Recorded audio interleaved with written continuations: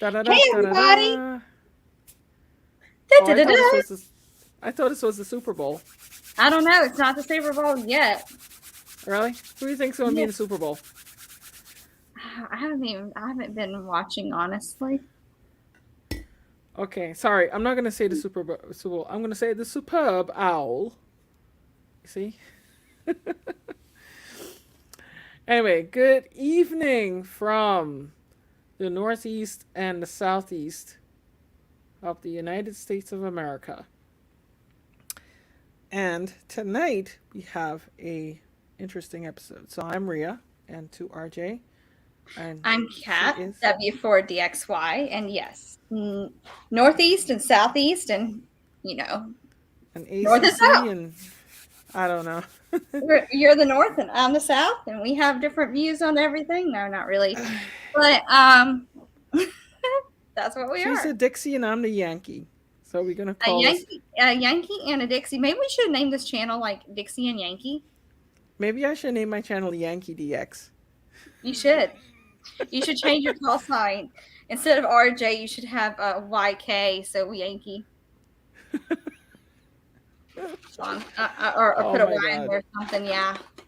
My call sign's rare as hen's teeth now, so it's gonna be, yeah, it's good. So anyway, good evening, and thank you all for joining us today. And I hope more of you Yes. join. I don't know where else people are watching, but yeah, I've been having quite an interesting time. I've been making videos and opening letters and Yes. learning about history from Cade MRD. Yes. Right? He definitely gave us that history lesson today, didn't he? Uh-huh. I had no That idea. guy. I had no idea that the Germans made landfall in 1493. Did you? I always thought Japanese came here in the 1940s. I didn't realize that it happened in the 1950s. What's the saying? In 1492, Columbus sailed the ocean blue, and last I checked, that's the Atlantic, not the Pacific. Is that right? Is that Right. right? Right. The Nina, the Pinta, and the Santa Maria, right? No, you're wrong. I'm wrong. So actually, you want to know an interesting fact? Yes. This is gonna blow your mind, okay? Okay, blow my mind. Christopher Columbus never landed in the United States. He never landed in North America. That is true.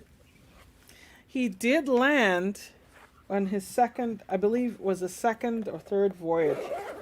He landed in my former home country of Trinidad and Tobago. Of Trinidad, he actually landed on Trinidad, and he saw the three hill peaks, and they named the island Trinidad after the Trinity.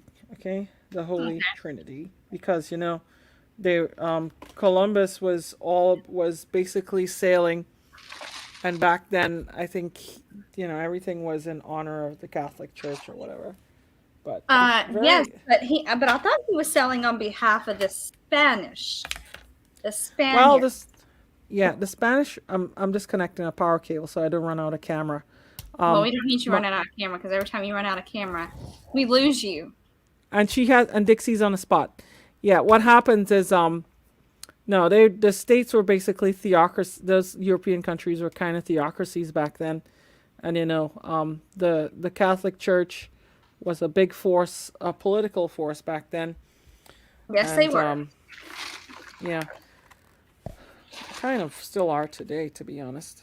But we won't go there. So anyway, yeah. So this is really interesting. So tonight we have a good show. Yes, we do. Instead of the Mason Dixon line, we should have the Rhea Cat line. Yes. Yes, probably.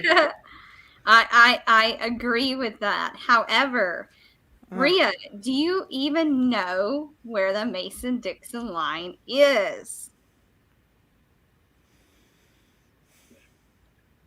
It's between Mason and Dixon.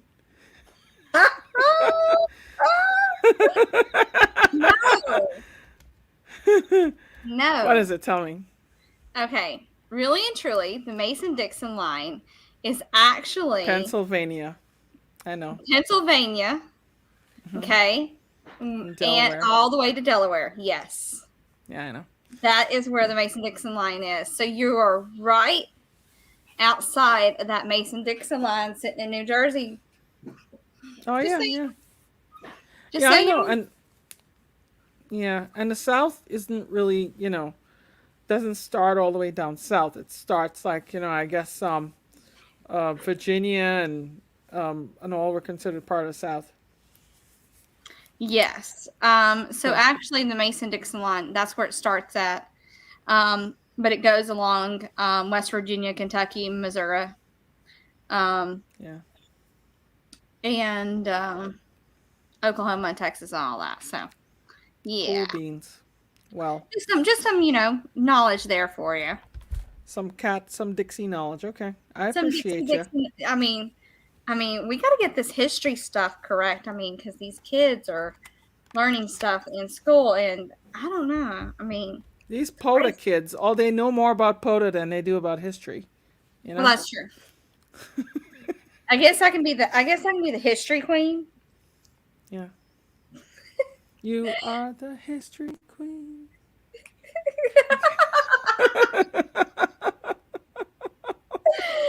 Oh my God. Okay.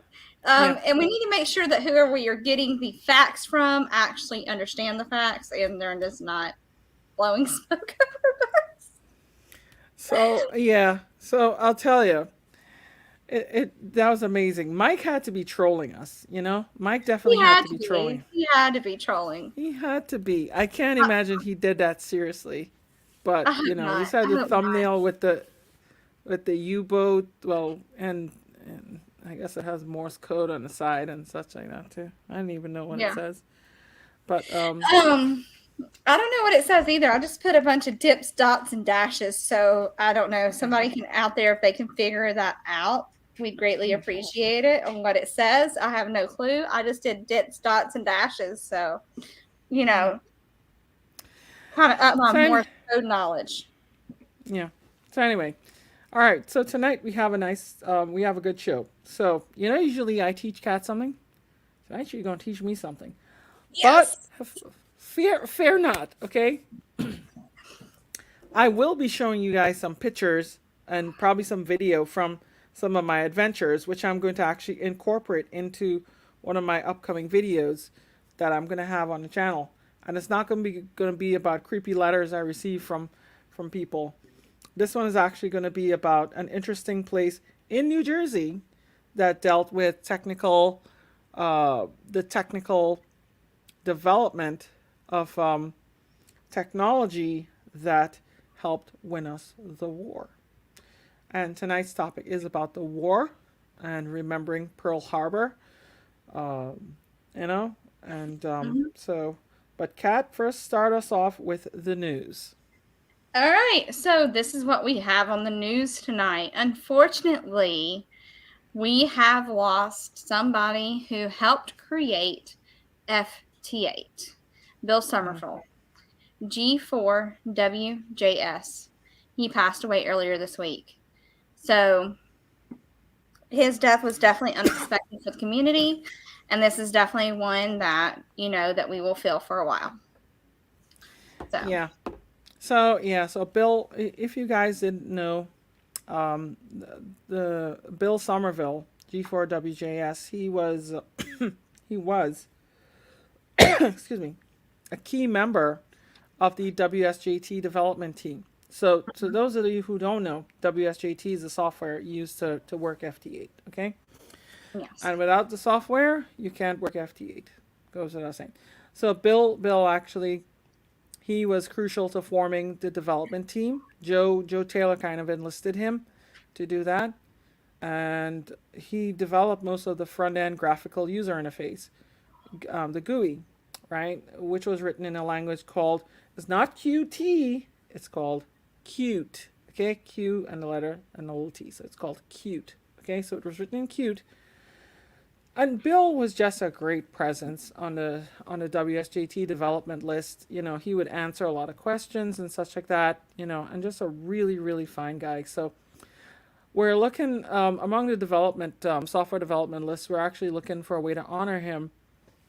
I think it would be appropriate for probably a technical achievement award that could be conferred by a national organization like the RSGB because he's from Britain. So I think they should get a crack at it. Mm-hmm. And they should definitely have something in his honor. But yeah, and then, this is something else. We're losing some really great people in the hobby, and we need to preserve what we have. One, two, we need to get the younger generations up and coming. I mean, people will say that how well we know we don't need to involve younger people because we have enough supply of the older generations to sustain amateur radio. That's just not true. As we've seen, a lot of people are dying and the knowledge is dying with them. So I put a video on my channel, ham radio, pass it on. And you have to pass it on. I'm telling you. Okay. What's next? Next is the world's smallest moon lander from Japan. We'll put ham radio transmitter on the moon. Wow. Okay. This one, this looks like a real interesting. I believe it's called omotenashi, right? Yes, omotenashi. And let me bring this article up from ARRL, but they had a picture of it, but I don't know what they did. Oops. Battery exhausted.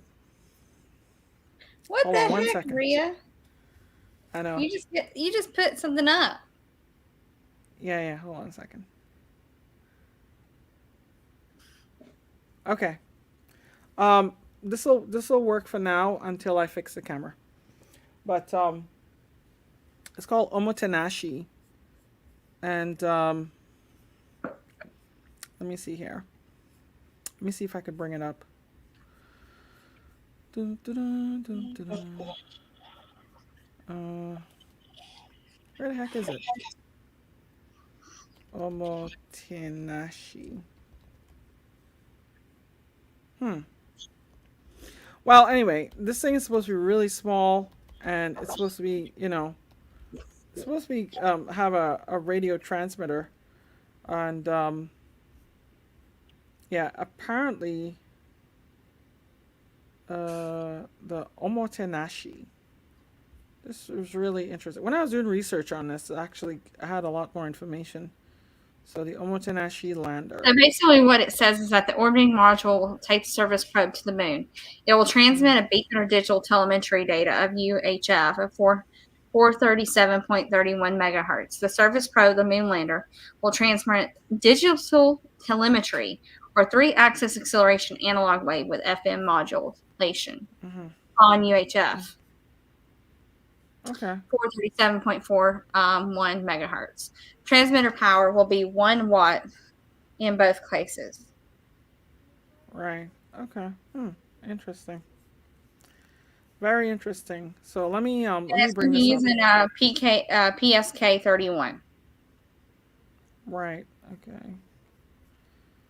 Let me see. Chrome tab. Omotenashi lander. Yes. And this is it. That looks really interesting. That's definitely interesting. Yeah.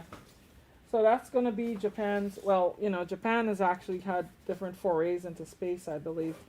But everybody has renewed interest in the moon now for some reason. I hope they get success. It's because we're wanting to go back to the moon. Now they're wanting to come back too. It's okay. Yeah, that could be it too. I just think that there's interest. I think, to be honest, I think China is trying to get to the moon, and people are trying. There's like a whole new space race now.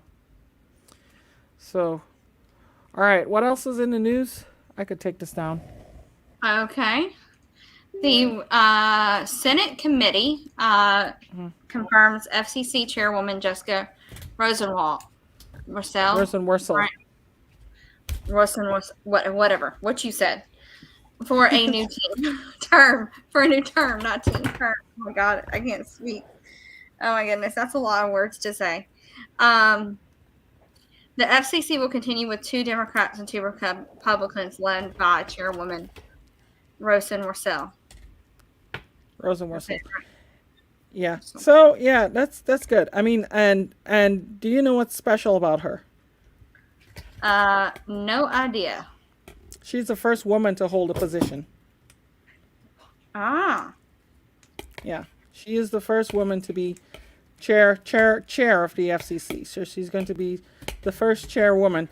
Actually, she's not the first one to hold a position, period. It's just that she's the first one to hold it permanently. So what happened is the president appointed her temporarily, and then she kind of like, the Senate reconfirmed her, renominated and reconfirmed her as permanent chair. So she's now the permanent chair. Okay. Well, that's cool. Yeah. All right. So what else is in the news? What else is in the news? Let's see here. The 4-band digital HF SDR transceiver offers high performance for only $60. Mm-hmm.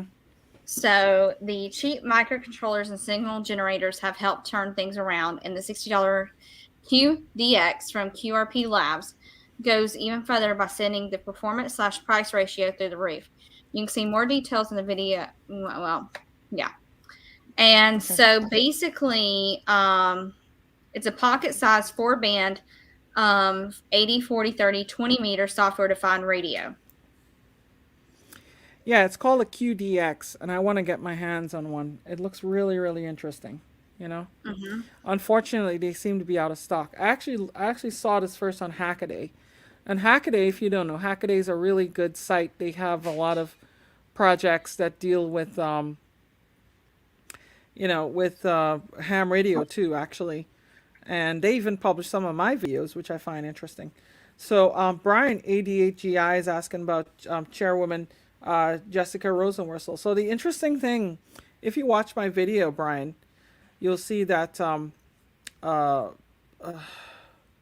what a Senator Blumenthal from is it Blumenthal from Connecticut. He asked he asked if ham radio, if she would deal with anything with ham radio, and she said yes, she's going to deal with ham radio stuff. So maybe that's true. And as much as people want to believe that certain parties are more friendly to amateur radio, that's not true. Ham radio is a bipartisan thing, really. I mean, I have not seen any party be more favorable to ham radio. If anything, Ajit Pai was more in the pockets of corporate lobbyists to take Spectrum. Okay, so Ajit Pai was a Republican, and he was appointed, and he conducted all those Spectrum auctions and took some of our bands too. So, don't let your hate of Biden get in the way of common sense, because it just doesn't work that way. All right. So what else? Well, and the ARDC grant will expand RMHAM's 5 gigahertz microwave network in the Rockies. So amateur radio digital communications to Rocky Mountain ham radio will go toward expanding a multi-state 5 gigahertz microwave network and help to outfit communication trailers. Okay. Well, I think that this is actually good. One of my colleagues at the ARRL, actually, he was involved in this Jeff Ryan, K0RM, and basically they put together a grant proposal for ARDC to give them some money to expand their network. And ARDC is doing a lot of things in ham radio, okay? So, if you have some big project that they want to to deal with, look at their page. We'll put it in the chat here. ampr.org/giving, and they have a program where They give a lot of money for scholarships. They give almost $1 million to the ARRL for scholarships, right? $750,000 they gave ARRL Foundation. They've been giving other things, and they have $150 million to give away for amateur radio. Can you believe that? That's I'll tell you crazy. how they, you know how they got that money. They had IP addresses that they sold to Amazon. Okay, Mm-hmm. so from that money, Jeff Bezos paid a lot of money for those IP addresses. All right, what else is in? All right, that is it, actually. Okay, that's good. On to tonight's topic. All right, so we're gonna talk Pearl Harbor. Um, Yes, we are. yeah. Um, So, I mean, I know a little bit about Pearl Harbor. I know the attack was December 7th. I know that Japan did it preemptively. And somebody's asking you if you upgraded to general. But can Not you yet. give an update on that as the news? No, I have not upgraded to general yet. I am still studying. So, Okay. So she's studying and she has a goal, and the goal is secret right now, but I know what the goal is, and I wish her best of luck to get it. Okay. yes. Um, don't tell Rhea, but she will be taking it for me. Okay? So don't tell her that. Just so you You know know. what happened? I actually went on ham radio prep, okay? And Okay. just for fun, I started because a lot of people sling around this BS that how, oh, you experienced ham forgot everything on the test and you couldn't take the test today. That's wrong. That's BS. I remember everything. I know everything. Okay, Did and you take the test? I took the test and I'm getting 100% on each one. Can you see this? Yeah. Dang. So Rhea. anyway, yeah. And here's the thing. Okay, Mm-hmm. this is their free app. Okay, but it's the same Okay. question pool.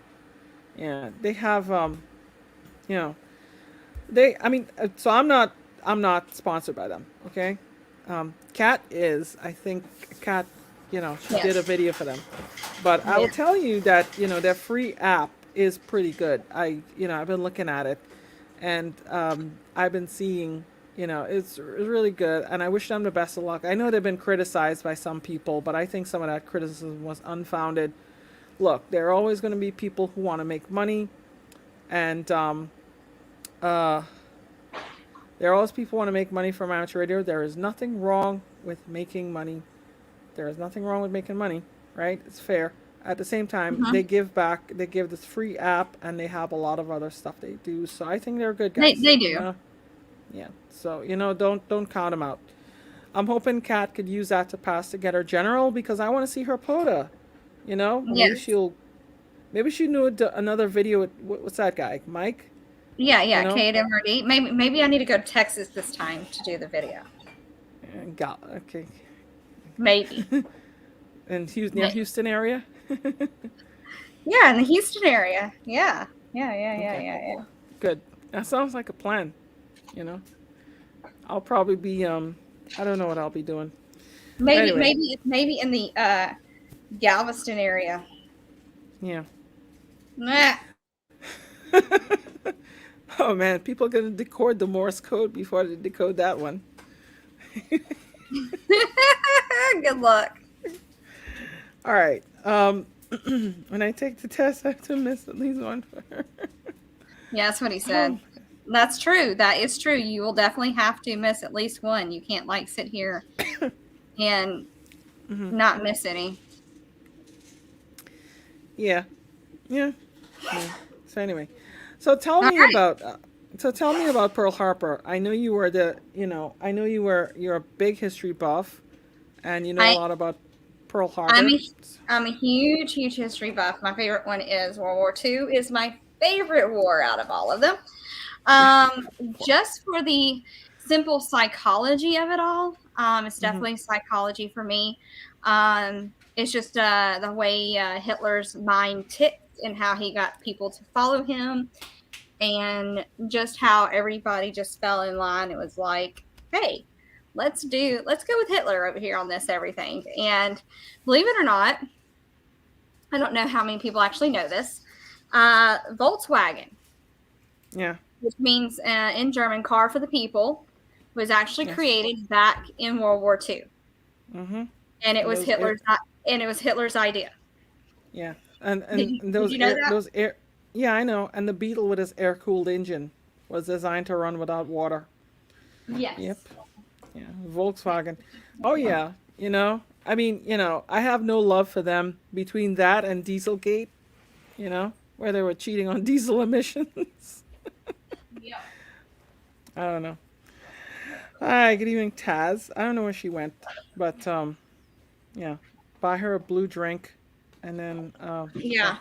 Buy me a blue drink, y'all. That's totally hmm awesome. yeah, Everybody talks about my blue drinks. I might as well just get them to buy me one. I mean, come on. hmm So, so there was actually a huge thing that has to do with ham radio, where right, they reached out to everyone who had a call sign back then hmm and who actually practiced ham radio and said, "Hey, how many of y'all know how to operate radios? How many of y'all know about Morse code? How many of y'all know about all this stuff? Because we need y'all." And a lot of them actually came in and volunteered without even having, being part of the selective service. So they actually did all that. So that was really, something really cool. right. But do you know actually who was behind helping us win that war? Has something to do with Navajo and the code Yes. talkers, right? Yeah. Yes. Yes. So the Navajo code talkers actually back then they actually selected 29 Navajo men and they hmm labeled them the Navajo code talkers. And they Right. actually created a code based off of the Navajo language that was unwritten at the time. Okay. Right. And they've basically associated those words and phrases with military tactics. Mm. And this actually enabled the code talkers to translate 3 lines of English in 20 seconds versus the 30 minutes that was common with existing code breaking machines. Right. So they participated in every major Marine operation in this Pacific theater, giving the Marines a critical advantage throughout the war. So basically, during the month-long battle for Iwo Jima, hmm 6 code talker Marines successfully transmitted over 800 messages without error. Wow. Okay. And at the end of the war, the Navajo code was unbreakable. Hmm. Damn.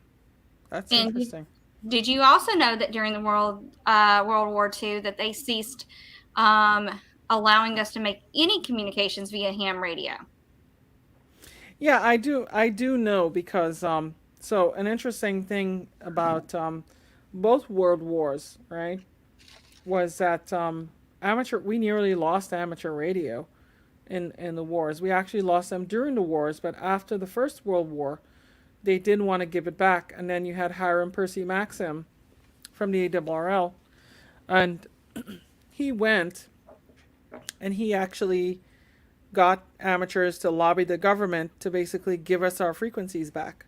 Okay, and that was the first victory for the ARRL.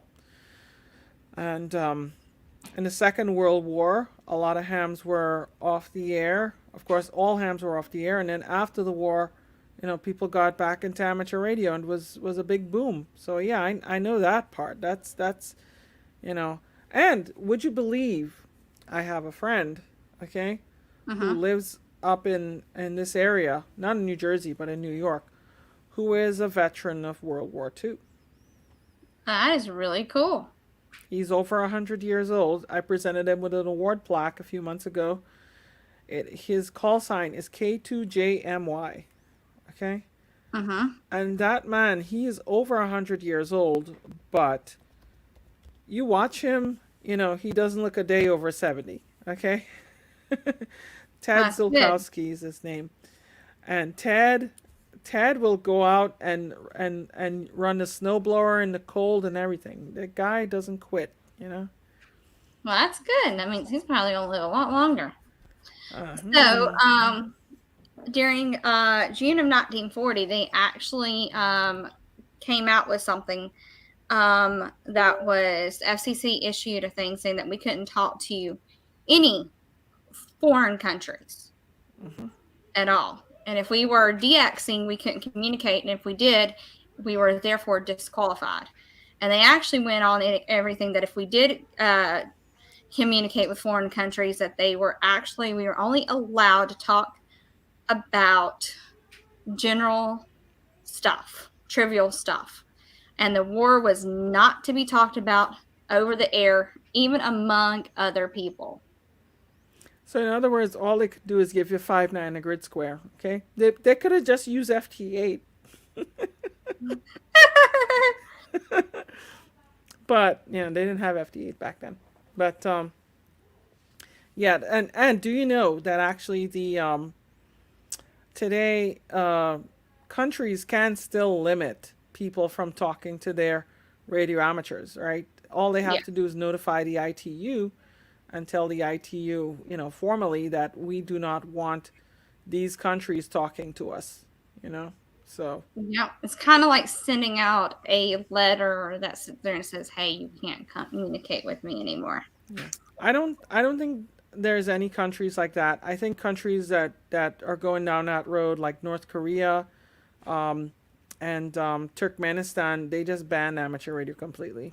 So, Yes. yeah. Okay. So this is fascinating. Go on. Go on. Go on, go on, go on. What else do you want to know about? What else do you want to know about World War II?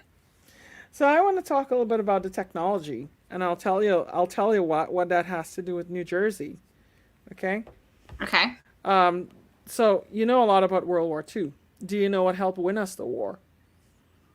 Well, the code talkers helped win us the war, but also us That's one thing. building was just one part of it. But us building certain submarines and stuff helped us as well.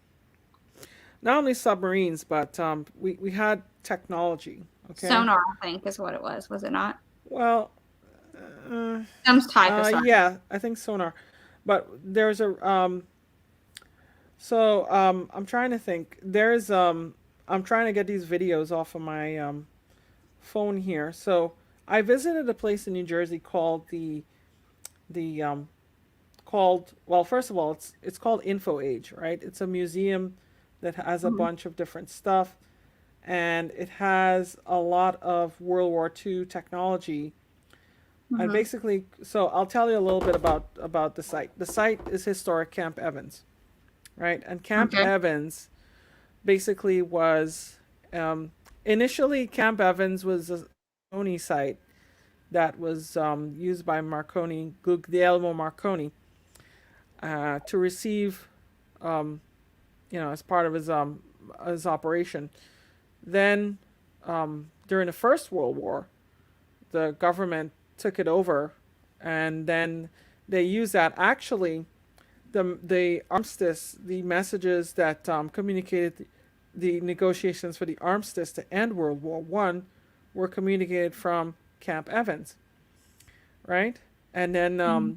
you know that um, that was pretty historic. Then it has an interesting history. It became a headquarters for the local chapter of the Klan, right? And then Uh-huh. I think the government bought it back from the Klan, and then they formed the Department of Defense radar laboratory. So they were developing radar over there. And an interesting thing, ironically, it was a headquarters for the Klan, but then it was a place where um, you know, um, a lot of black people could get jobs and women could get jobs as engineers. So it provided opportunities despite its dark past. And it was pretty interesting the things they developed there. They developed radar, and they also experimented with moon bounce, right? Yes. The original, some hams bounce signals off the moon. So Uh-huh. the army actually were bouncing signals off the moon with something called Project Diana, because Diana is the Roman moon goddess, right? Right. And they they were actually using that for over the horizon radar, you know, which was pretty interesting. But I think eventually they scrapped that. But it was really interesting. Anyway, go on. That is really interesting. I don't know. There's just like a lot that we can talk about World War II. It's just really really crazy. Like the preemptive strike by Japan and how we were caught off guard, and really and truly, we kind of got lucky. We were supposed to have a lot more ships in the Pearl Harbor Bay than we actually did. So we got Right. really, really lucky by not having as many as what we did in there. We did lose a lot of ships during that period, but there wasn't as many that was supposed to have been there. And my brain's racking me. But something had happened where we did not. We had pulled some out. Like some communication. I think we had a heads up that we were supposed to get somewhat hit or something, but there was not enough chatter to sit there and make us act on it. So definitely we didn't have as many. Otherwise, we would have probably lost the war right then and there if we had all of our Navy ships in that yard. That's real interesting. Yeah. It was I guess a good thing we didn't put our eggs in one basket, so to speak. Yeah, it is right. And that also allowed us to definitely develop. And actually, Huntsville has a great history with World War II, along with the fact that Werner von Braun was actually one of the scientists that we brought over from Germany. And the Von Braun Center is where they hold Huntsville Hamfest. Yes. So they And named it after him. yes, Ron's right. Yeah, we were notified by the Japanese, and but it came late. But there was a reason why we didn't have as many ships in that yard as we did, and I forgot what was said. It's been a while since I've read up on it. But yes, he was actually one of the scientists over there in Germany, and he was part of the Nazis. Believe it or not. Operation Paperclip. Yeah, exactly. Paperclip, where they were trying to poach scientists from, the other side and bring them here. Yes, and they did. Yeah. So it was really really neat to know that little tidbit of information. And yeah, he definitely didn't want the Soviets to grab him. I agree. So a lot of them, the scientists decided to, once we went over there, did all the allies went over there and we captured a lot of them. They decided to side with us. So nice. That's really that's the reason why we have Werner von Braun.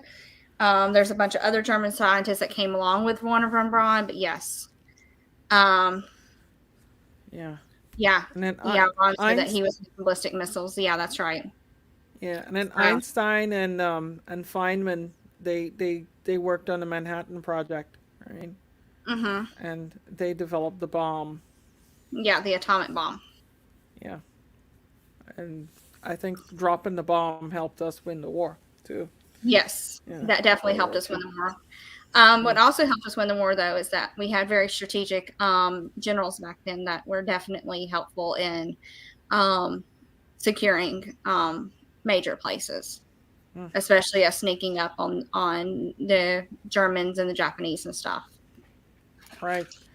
In one of my visits to the museum here, they have like working exhibits. So they specialize in working exhibits.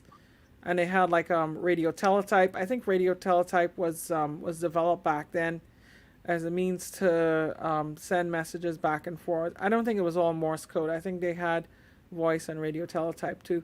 But that's interesting about the code talkers. So did the code talkers at all use radio at all to send messages, or it was just how did they do it? They used radios is how they sent messages. They didn't really call it ham radios, but I believe it was ham radios that they were using on the ships and stuff to communicate.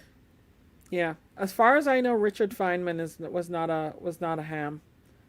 You know, he was a brilliant physicist and mathematician, but he wasn't a ham.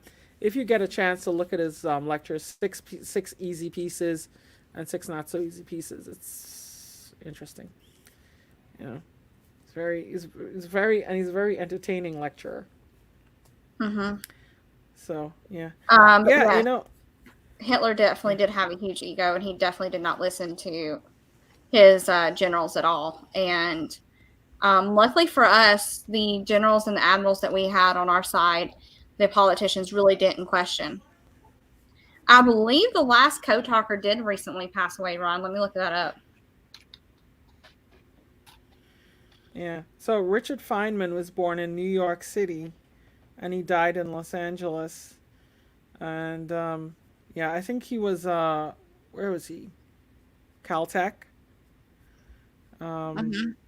he was a professor at Caltech, but he actually was involved in the Manhattan Project. No, he was on Cornell. He taught at Cornell, and then Caltech, of course, is where he famously made the six easy pieces and six not so easy pieces. And huh, yeah, physics of superfluidity and liquid helium. So you know, yeah, Feynman was pretty interesting. Um, let's see, he's a master locksmith. And you know what's going to happen when you talk about locksmith? You're going to have people from the lockpicking lawyer say, Oh This yes, is the I, lockpicking lawyer." I watched the lockpicking lawyer before. He is so freaking entertaining. I'm telling you. I have a lockpicking set actually. Yeah, I could pick some locks too. I have tools. Actually, at the end of the war, there was actually 400 Navajo men who were actually trained as Navajo code talkers. Okay. Basically, one of the last code talkers. There's still, I think there's like 3 more still alive. Right.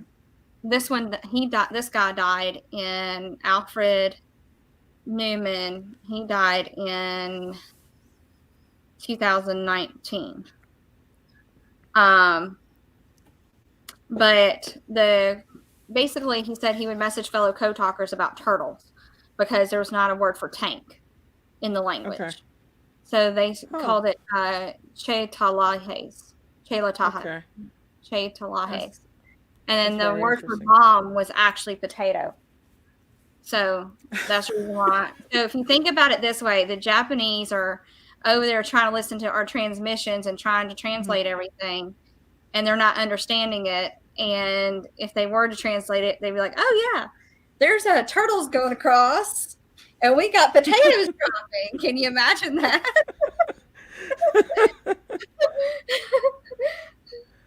Yeah. So Oh yeah, God. we got turtles. We got turtles coming across. Turtles. Oh my God. And This they is one wouldn't of the know what things hit him. I wish I had some software that went across the screen with a turtle and a potato dropping. So wait a minute. When we dropped the atom bomb, we were probably dropping the hot potatoes. Yeah, maybe that's where hot potato came from. Hot potato, hot potato, hot potato. Mm, Oh my goodness, yeah, that that's was crazy. interesting. Todd, KJ7, HH saying there are a bunch of Feynman lectures on video. Yeah, I think they're all online now. Books are Yeah. interesting. Turtle brownies. Ham Radio Adventure Guy. Nice to see you here tonight. Oh, turtle brownies. Ha ha ha ha ha. We could take that different ways though. Oh my God. Oh, they're still harassing you about those brownies. I know. It's not like I haven't given anybody the. It's not like I can't give them the recipe. I wrote a bunch of recipes down for work. Believe it or not. Oh yeah. Mhm. Mm. Mhm. Yeah, I have to figure out some holiday party stuff for work too. Yeah, I wrote down the brownie recipe. So yeah. Mm. Mhm. I've got it on there. Interesting. I'm kind of stalling here because I'm hoping a piece of video could make it from my phone to the computer so I can show you guys what I've been up to. But Apple's taking its. Rhea, besides this person messaging you crazy crap, I mean, yeah, sending you. Did he send you just letters, or did he send you a postcard, or what? So, the first encounter was a postcard he sent, and the same style of writing. Okay, he sent a postcard, and he said he got my name and address out of QST, which is fine. Did they put your name and address in QST? Every QST has my name and address. Yeah. Okay. Yeah. So it's here I'll show you. But anyway, yeah, they usually put the ARL leadership in there, and those of us, yeah, they put everybody in there. But yeah, and then he was saying, yeah, I have inventions and all sorts of stuff, and I'm like, okay, that seemed innocent enough. It was a postcard, right? So, this story about did I tell you the story about Romeo, right? No, what about Romeo? So there's Romeo, refer out that Romeo. Deny the. No, or like No, Romeo wants some.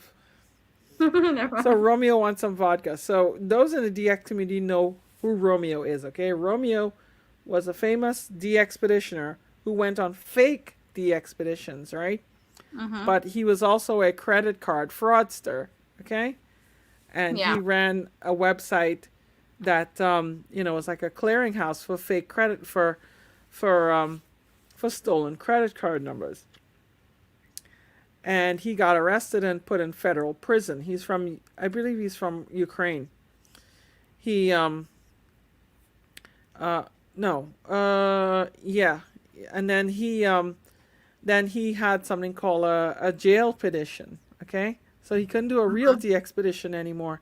A jail petition. So what you had to do was you had to mail your QSL card to him, right? And then you'll get one back from him, the jail petition. So he actually sent me one, and I'm in the jail log, right? Because I sent him my card, and So, but anyway, that's an aside. How to get jail petition. Yeah, when he was in jail. Oh, let me show you the jail petition card, okay? 1 second. You're going to get a kick out of this. You're going to get a real kick out of this. Yeah, jail petition. So, you see that? Yeah. Oh, you noticed that before me. Yes, that's totally hilarious. I just like the fact that they're folded. I thought that was really cool.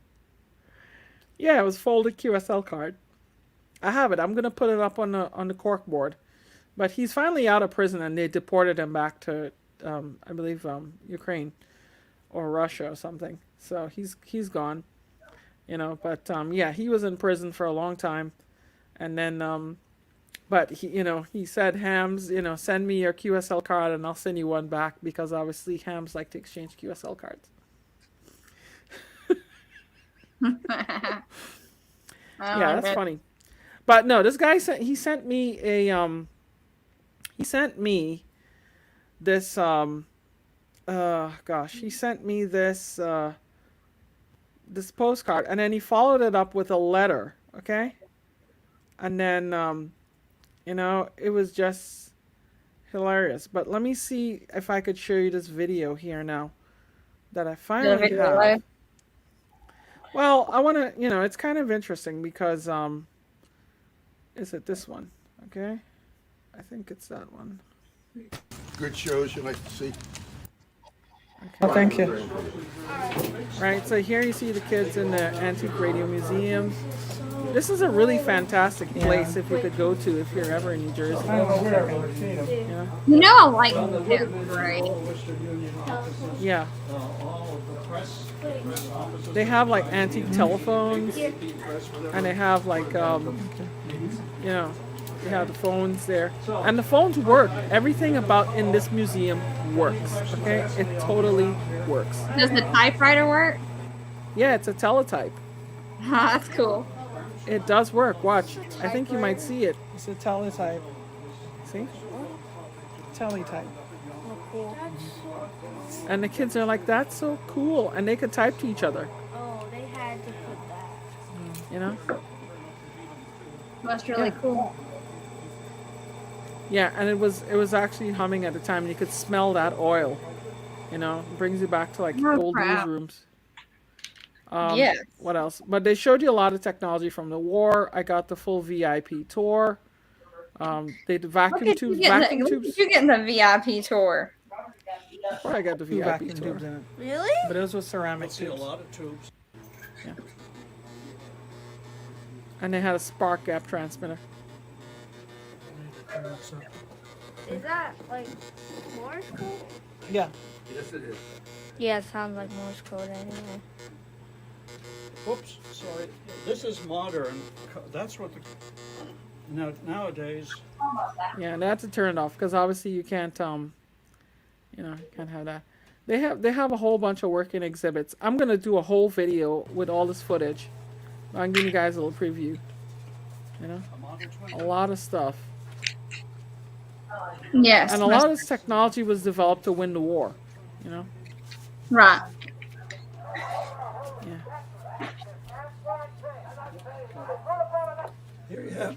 Here you have a radio that was manufactured in 1920.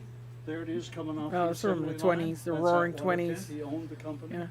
At And it's Waterkent still after the working war. on 1920 tubes. Okay, 1920. There, this club is this museum is actually curated by the New Jersey Antique Radio Club. But it's on the grounds at campus. That's cool.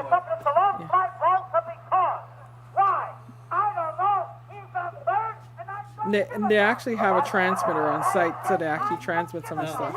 Is it broadcasting a TV show? Yeah, that we're playing an old-fashioned. See? So anyway, I could do a whole show on this. That's really cool. I love museums. So yeah, if I ever come there, I'm gonna come visit that museum. Yeah, it's nice. They'll give you the VIP tour. I'll twist some arms and they'll give you a VIP tour. Okay. You'll twist an arm where I get the VIP tour. Of course I I will. think. Okay, cool. Because I love those types of I love those things. Because let's be honest, it's really cool. I don't understand why some people hate museums when museums are really, really, really neat. Really? Well, Yeah. you know what else they have down there, right? No. I don't know if KG5AHJ is watching, but they have tanks. Oh, they have tanks. They have tanks. They totally have tanks. You know, they have tons of tanks. I think Frank is something else. He said he wants to buy a real tank. Ron Walensky says that how it's amazing, how neat how they refurbish them. So let me tell you what they do with these, okay? The club actually has like work nights that they bring all the members in, and anything that's not working, they work on it. They might have to get tubes. They have plenty of new all stock tubes, and they're always trading tubes among each other. They're lots of stuff for the museum, and they pride themselves in having working exhibits. And I found this absolutely amazing that this museum would do that, Right. And here they have, Wait, is yeah, that they the have engine? military vehicles, Isn't vintage that the computers, no, trains, and tanks.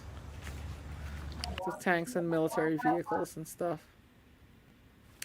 Yeah, and then they have the other one with, they have the other side with the Project Diana stuff. They have, the big satellite dish that they use. Well, not satellite dish, the big dish and the big antennas they use for that. Where's the ANUGC6? I don't know. I didn't see. Maybe next time I'll ask them and see. I have a good relationship with that club, actually. They actually, I could ask them if they've ever seen one of those.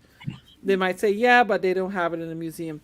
But they're really amazing. I mean, even I went and I did a speech there one time. I did a presentation for ARRL, and they actually they had the room with the podium and everything, and they use a vintage sound system, an old one, and it's pretty crazy stuff, good stuff.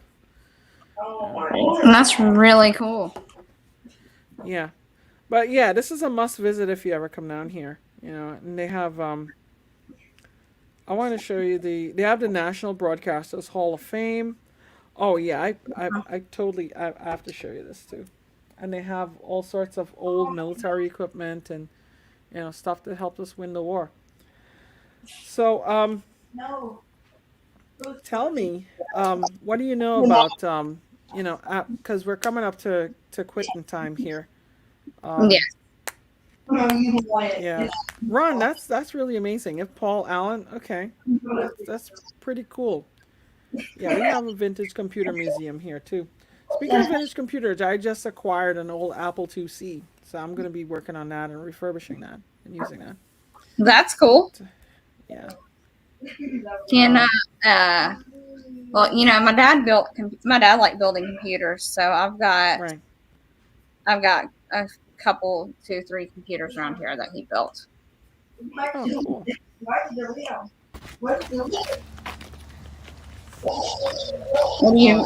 one. I think I showed that one already. You did. Where's the other video? There was another one. Okay. 410 video 3. Hold on. Let me see here.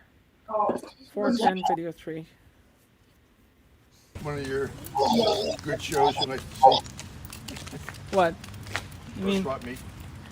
Yeah, there's a lot of cool old stuff, and then, the museum's there, so Is the hands-on thing open?